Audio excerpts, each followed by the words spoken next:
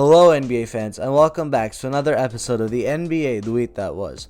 The 2021 NBA offseason has finally kicked off in style, with the first notable trade being made between the Memphis Grizzlies and the New Orleans Pelicans just 2 days before the NBA draft.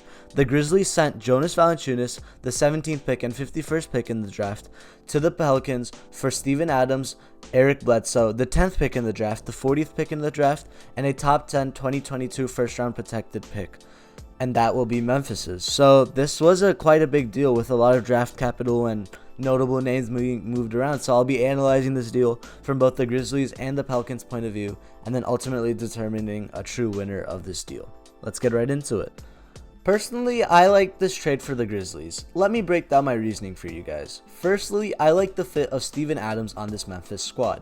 Adams has been an above-average starter in this league for more than half a decade, and he can continue fulfilling that role for 2 to 3 more years given he is only 28 years old. Adams' physicality is what makes him such a good NBA player. He is able to hold his own against the physically dominant centers of our league, such as Joel Embiid and reigning league MVP Nikola Jokic. While Adams does become a liability on the perimeter, he makes up for it with great awareness and game IQ. He'll pair well with Jaren Jackson Jr., a cornerstone of the Grizzlies' future, who is a great defender who only struggles with the more physical assignments he receives, and those are assignments that Adams can now take on. He uses his mind and body effectively to grab rebounds on both the offensive and defensive end, and offensively, Adams can act as a rim runner with Ja Morant, as Adams has proved that he can play with a transcendent athletic point guard in Russell Westbrook back in their Oklahoma City days. Overall, while Adams doesn't have the offensive skill set of Jonas Valanciunas, Memphis will definitely become an even stronger defensive unit with Adams as the anchor. Now, if Eric Bledsoe does stay on the team, I can only see him as a backup point guard, but his contract is far too expensive for that to be viable, so I see Memphis agreeing to a buyout with Bledsoe and utilizing DeAnthony Melton, who excelled at the backup point guard position for the Grizzlies last season. Ultimately, Memphis made this trade looking to the future rather than the present. The draft capital they acquired is the most important aspect of this trade for both teams.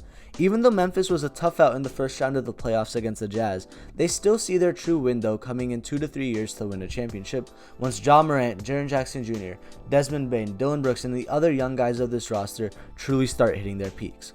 By moving up 7 spots in the draft and acquiring the 10th pick, Memphis puts itself in a position to obtain a secondary playmaker for Ja Morant, which is a big position that they need. If I were in the Memphis front office, there are 2 guys I would have my eye on. First, we have Moses Moody. Moody is a great 3-point shooter, outstanding on-ball defender, and has the potential to develop a more well-rounded offensive game given his athleticism and intelligence. I really like his fit alongside Morant on this roster. The other player I would want at this position would be Josh Giddey, the 18-year-old Australian. Giddey is a 6'9" guard with great playmaking instincts and a raw offensive game, and being a relatively good athlete for his age. If he lives up to his potential by correcting his weak 3-point shot, I see him as a longtime partner for Ja Morant as a prime Gordon Hayward type player. Overall, Memphis has made a smart move here to take on cap space in return for draft capital and is now playing for the future. If Memphis made this deal for the future, New Orleans made it for the present.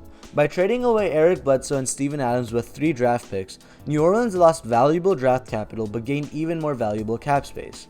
With Bledsoe and Adams off the book just for Valanciunas' contract, the Pelicans will have almost $27 million in cap space after retaining other key free agents besides Lonzo Ball. Speaking of Ball, that experiment never really worked out in New Orleans, and other teams seem to value Ball more than the Pelicans do, so it's likely that he'll be playing for a different team in October.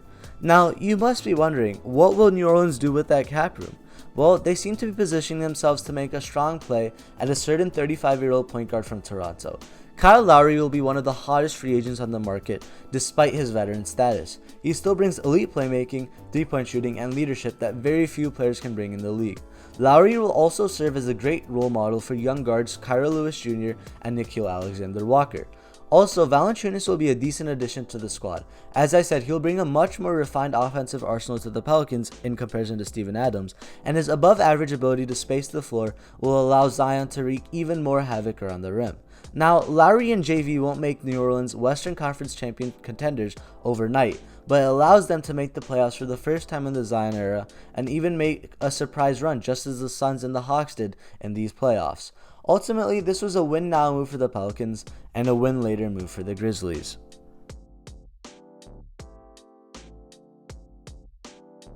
And with that, I would like to conclude this episode of the NBA The Week That Was. Let me know what you guys think down in the comments. Do you think New Orleans won? Do you think Memphis won? Or are you like me and you think only time can tell with a deal like this who the ultimate winner will be?